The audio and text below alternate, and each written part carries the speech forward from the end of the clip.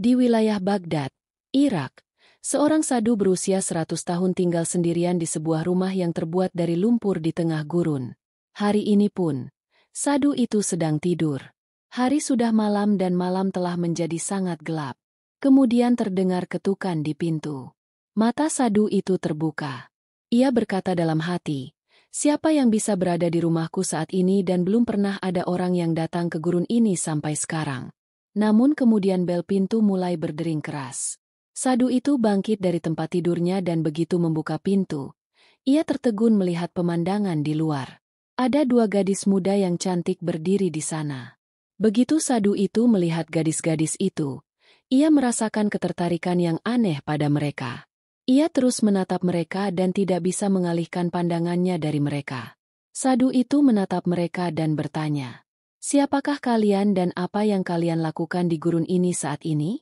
Gadis-gadis itu menjawab, "Kami tersesat. Kami hendak menuju Basrah tetapi tersesat. Izinkan kami bermalam di rumahmu. Kami akan pergi segera setelah pagi tiba." Sang sadhu menjadi mabuk saat melihat mereka. Ia berkata, "Masuklah." Gadis-gadis itu memasuki rumah. Sang sadhu menunjukkan sudut rumah dan berkata, "Tidurlah di sini." Kedua gadis itu berbaring di sana dan tertidur. Saat larut malam, salah satu gadis merasa ada seseorang yang berdiri di dekatnya. Begitu ia membuka matanya sedikit, ia melihat bahwa sadhu telah mendekatinya dan menatapnya dengan tatapan aneh. Gadis itu langsung duduk. Ia berkata, "Apa yang terjadi? Apa yang kau lakukan di sini?" Sang sadhu berkata, "Tidak ada apa-apa. Kau pasti kedinginan. Jadi aku datang untuk memberimu selimut." Gadis itu mengambil selimut dan dengan marah menutupi tubuhnya dengan selimut itu, lalu berbaring lagi. Bahkan setelah gadis itu tidur, sang sadhu tetap berdiri di sana dan terus menatap mereka berdua dengan tatapan aneh yang penuh hasrat. Di pagi hari, ketika gadis-gadis itu mengucapkan terima kasih dan mulai meninggalkan rumah, sang sadhu berkata, "Kalian akan pergi kemana? Kalian masih muda dan Basra sangat jauh dari sini. Tinggallah untuk malam ini. Lalu aku akan mengatur keberangkatan kalian." Gadis-gadis itu berkata, "Tidak, kita harus pergi." Kemudian sang sadhu datang mendekat. Sambil memegang tangan seorang gadis, ia berkata, "Tinggallah malam ini." Gadis itu dengan marah melepaskan tangannya dan berkata, "Apa maksudmu?" Sang sadhu berkata, "Kalau begitu aku akan mengatur agar kalian pergi." Ia masih menatap mereka dengan tatapan aneh. Seolah-olah ada tipuan yang berkecamuk dalam pikirannya. Gadis-gadis itu teryakinkan oleh kata-kata sang sadhu dan setuju untuk tinggal. Sang sadhu terus berbicara kepada mereka dengan lembut dan penuh kasih sepanjang hari, dan terus memandang mereka dengan cara yang sama seperti yang biasa ia lakukan. "Mau ikut?" Hari sudah malam. Kedua gadis itu pergi dan berbaring di tempat tidur mereka di sudut. Sadhu juga berbaring di tempat tidurnya. Saat itu adalah penghujung malam ketika keheningan semakin dalam. Sadhu diam-diam bangkit dari tempat tidurnya dan perlahan mendekati kedua gadis itu. Ia terus memandangi mereka berdua cukup lama. Kemudian ia pergi dan duduk di sebelah salah satu gadis yang sangat cantik. Sadhu mulai membelai dahinya dengan lembut. Tiba-tiba mata gadis itu terbuka dan ia pun duduk dengan tergesa-gesa. "Apa yang terjadi? Apa yang kau lakukan di sini?" tanyanya dengan marah. Sadhu terus menatap matanya seolah-olah ia sedang bermimpi. Kemudian ia berkata, "Aku datang untuk memberimu bantal. Kau berbaring tanpa bantal. Lehermu akan sakit. Ambillah bantal ini." Gadis itu mengambil bantal dan memalingkan wajahnya dengan marah. Ia berkata, "Pergi dari sini." Sadhu pergi ke tempat tidurnya dan berbaring lagi. Di malam hari ia mulai berbicara sendiri. "Gadis-gadis ini akan pergi besok pagi. Hari ini adalah kesempatan terakhirku." Tapi itu pun hilang. Lalu ia berkata pada dirinya sendiri, "Tidak, aku tidak akan membiarkan mereka pergi seperti ini. Aku harus membuat beberapa pengaturan. Aku harus menghentikan mereka besok entah bagaimana caranya." Sang sadhu, yang tenggelam dalam pikiran-pikiran ini, akhirnya tertidur. Keesokan paginya, gadis-gadis itu bangun dan mendatangi sang sadhu. Mereka berkata, "Jika pengaturan untuk keberangkatan kita sudah dibuat, mari kita pergi. Katakan padaku, apa saja yang sudah kalian buat?" Sang sadhu terus menatap mereka dengan tatapan penuh kerinduan selama beberapa saat. Lalu ia berkata dengan lembut, "Tidak, kalian tidak bisa pergi dari sini hari ini." Mendengar hal ini dari sang sadhu, kedua gadis itu saling berpandangan dengan heran. Lalu mereka bertanya, "Kenapa? Kenapa kita tidak bisa pergi hari ini?" Sang sadhu berkata, "Kalian harus menginap 1 malam lagi." Gadis-gadis itu menatapnya dengan heran dan berkata, "Kenapa? Ada apa? Semuanya baik-baik saja. Kenapa kita harus menginap?" Sang sadhu berkata dengan suara lembut, "Belum ada pengaturan untuk keberangkatan kalian. Semoga besok Konfu akan melewati sini menuju Basrah." Ketika gadis-gadis itu mendengar tentang Konfu itu, mereka merasa sedikit lega.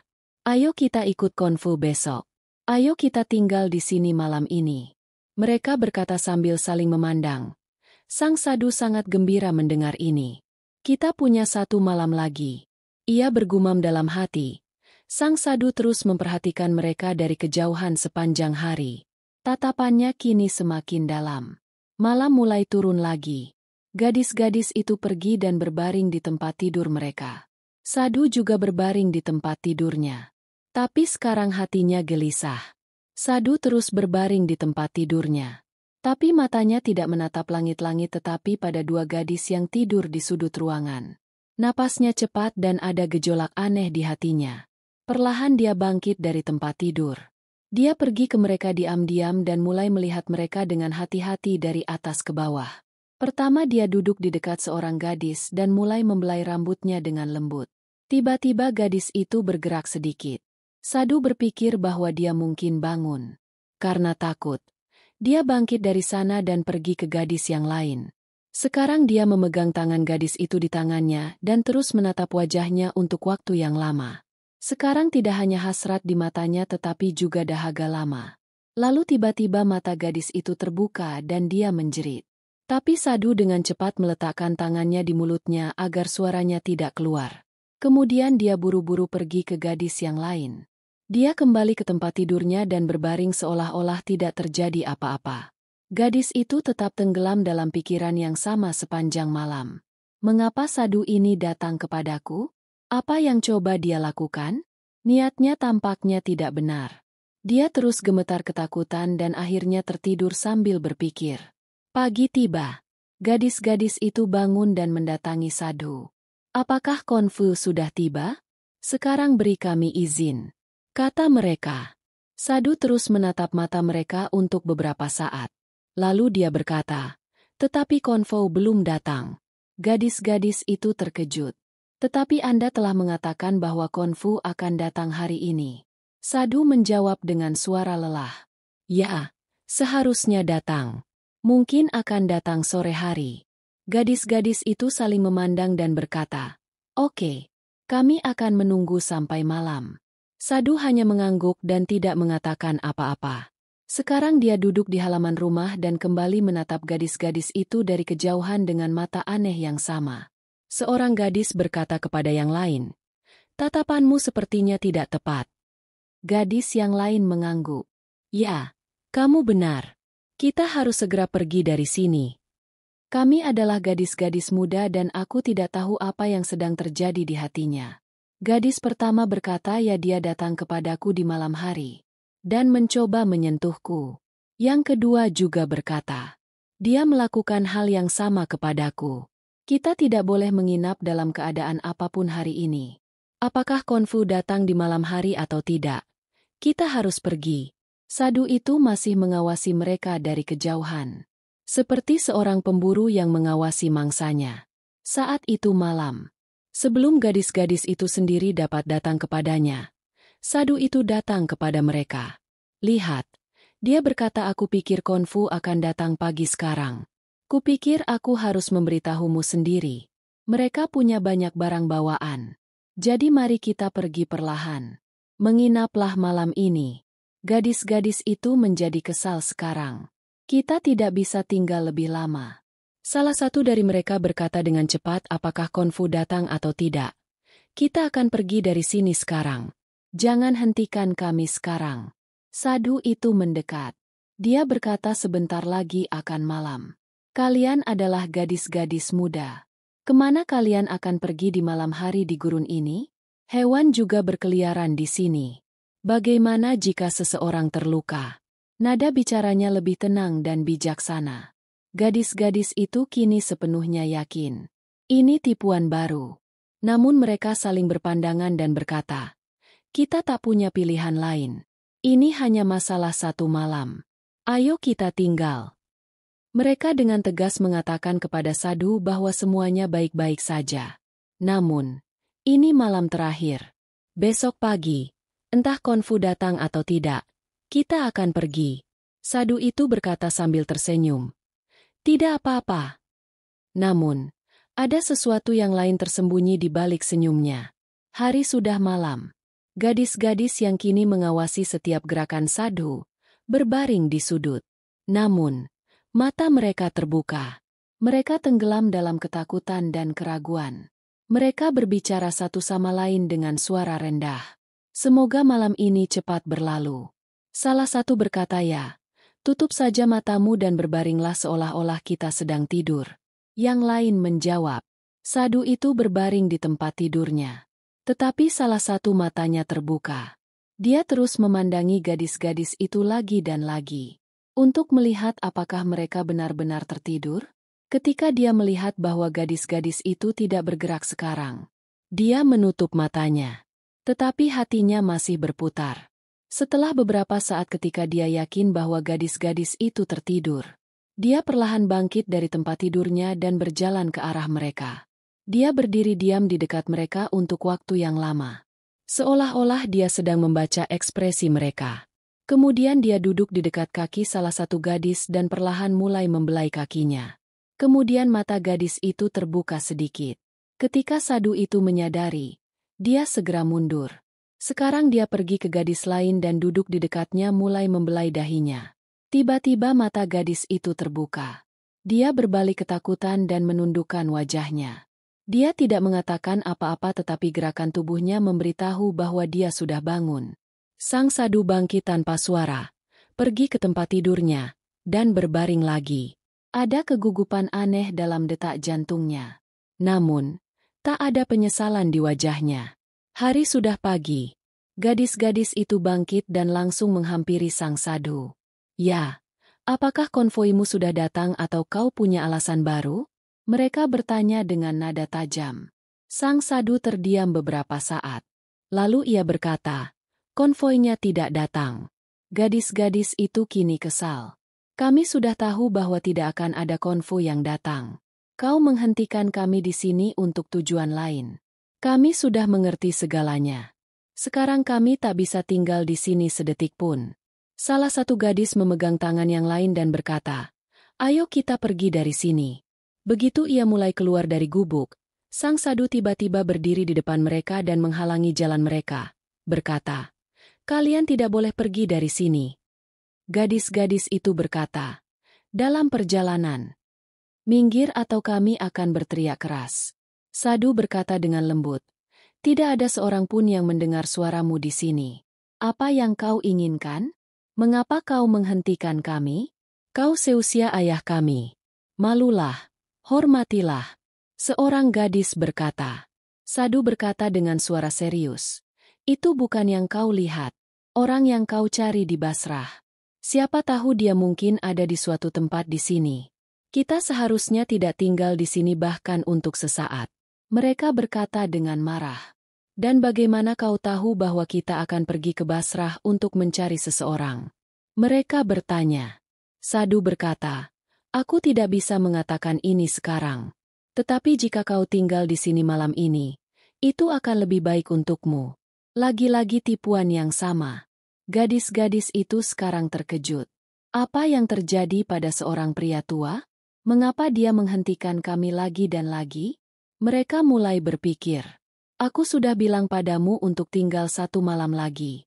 Besok pagi semua pertanyaanmu akan terjawab. Dan mungkin kau bahkan tidak perlu pergi ke Basrah. Sadhu selesai berbicara. Gadis-gadis itu sekarang bingung. Mereka mulai saling memandang dengan heran. Bagaimana dia tahu siapa yang kita cari dan apakah kita punya masalah? Ada badai pertanyaan di benak mereka. Tapi sekarang mereka sama sekali tidak mempercayai sadhu itu. Mereka mendorong sadhu itu dan keluar dari gubuk. Sadhu itu mengejar mereka dan memanggil dari belakang. "Oh, semuanya akan hancur jika kau pergi." Setelah berjalan jauh, gadis-gadis itu lelah dan duduk di satu tempat. Mereka kehabisan napas.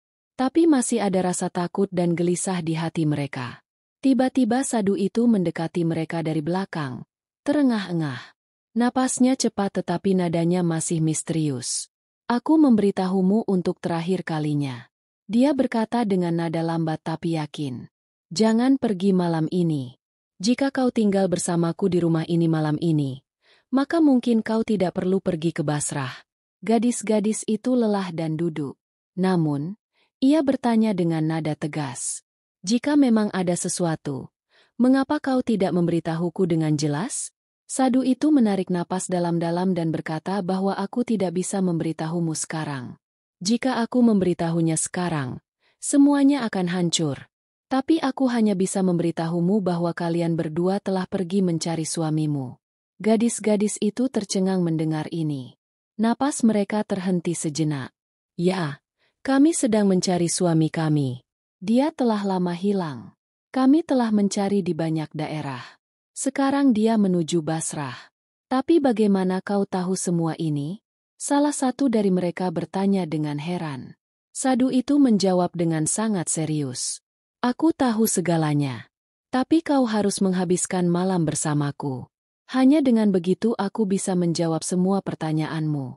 Gadis-gadis itu ketakutan mendengar kondisi aneh ini. Mereka saling memandang. Ketakutan, keraguan, dan kebingungan terlihat jelas di mata mereka. Apakah ini trik baru lagi? Sekarang apa yang akan dia lakukan pada kita di malam hari? Dia mulai berpikir dalam benaknya. Sadhu itu masih berdiri di sana menatap mereka. Sangat serius dan tenang.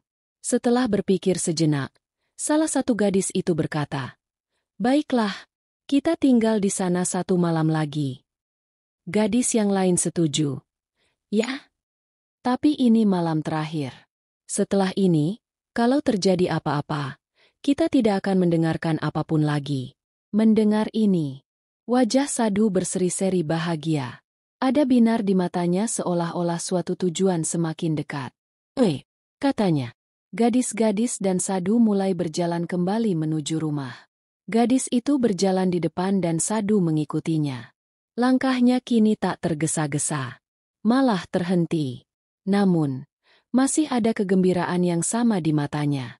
Ia berpikir dalam benaknya bahwa malam ini telah datang dengan begitu susah payah dan aku tak akan membiarkan malam ini berlalu begitu saja. Malam pun tiba. Gadis-gadis yang tadinya sangat waspada kini tetap berbaring di tempat tidur mereka. Tetapi mata mereka terbuka. Mereka terjaga. Mereka berbicara satu sama lain dengan suara pelan dan waspada terhadap setiap suara. Sadhu terus memperhatikan mereka dari tempat tidurnya. Ketika jam terakhir malam tiba dan ia berpikir bahwa sekarang efek tidur mulai terasa. Ia bangkit perlahan lalu pergi dan duduk di dekat salah satu gadis. Ia terus menatapnya dengan tatapan penuh kasih. Lalu ia meletakkan tangan gadis itu di dadanya. Gadis itu melepaskan tangannya dengan cepat dan memalingkan wajahnya dengan marah. Sadhu bangkit lagi dan menghampiri gadis yang satunya. Ia terus memandangi wajahnya lama sekali. Kemudian ia mencium keningnya dengan lembut. Gadis itu terkejut, gugup, dan dengan marah menundukkan wajahnya.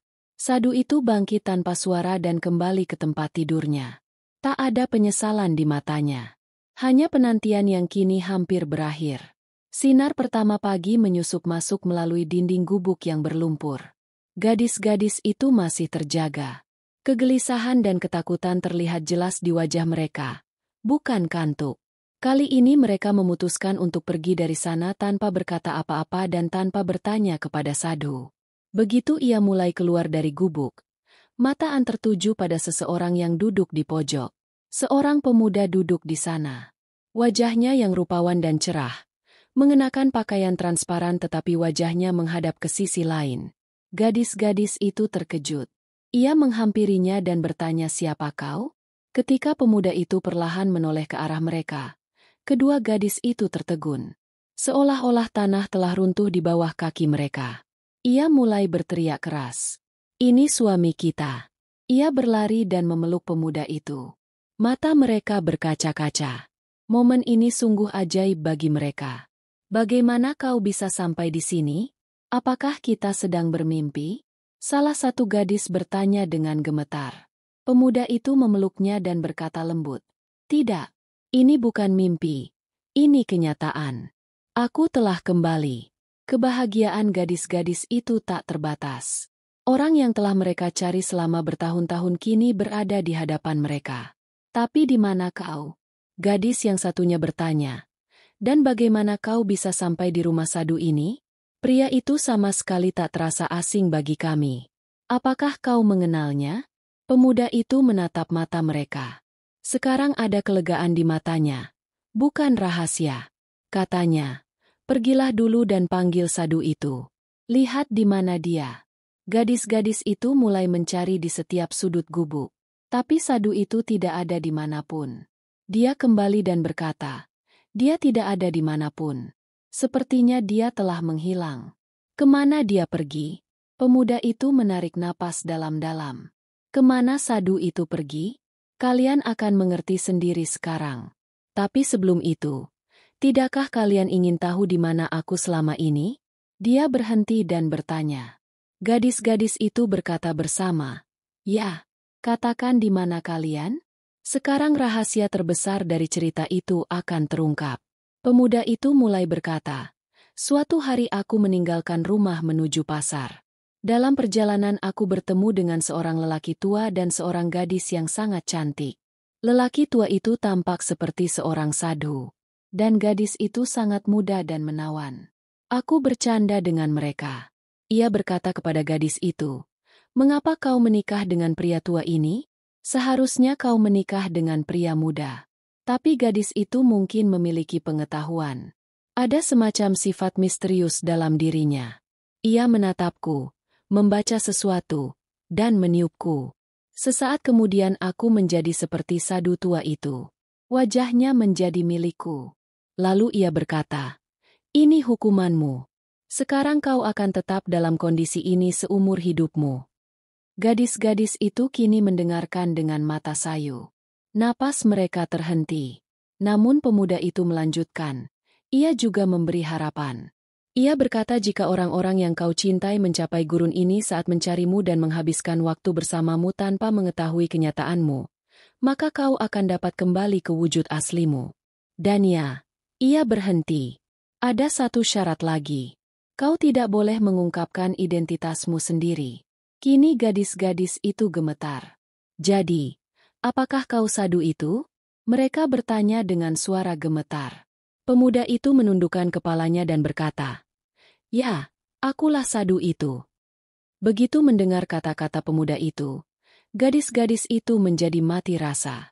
Mata mereka berkaca-kaca. Namun kini ada penyesalan dan rasa malu dalam air mata itu. Ia berlari dan memeluknya sekali lagi.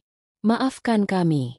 Kami tak bisa mengenalimu," kata pemuda itu sambil mengelus kepalanya. "Kau tak bersalah dalam hal ini. Kau tak tahu bahwa aku suamimu. Hatimu tulus. Niatmu murni dan kebenaran itu mematahkan hukumanku." Kini ketiganya memulai hidup baru. Namun kali ini tak ada seorang pun di antara mereka. Tak ada rahasia. Tak ada jarak. Kini yang ada hanyalah kepercayaan, kesetiaan, dan hubungan yang semakin kuat bahkan setelah melewati hukuman. Pelajaran. Jika cinta itu sejati, ia akan kembali setelah melewati setiap ujian, setiap waktu, dan setiap jarak. Jika kesombongan hadir dalam cinta, ia menjadi hukuman. Namun dengan kesabaran, kesetiaan, dan ketulusan, cinta yang sama akan menjadi hadiah suatu hari nanti. Apapun penampilan luar seseorang, jati dirinya yang sebenarnya ditentukan oleh kejujuran hatinya dan kemurnian niatnya.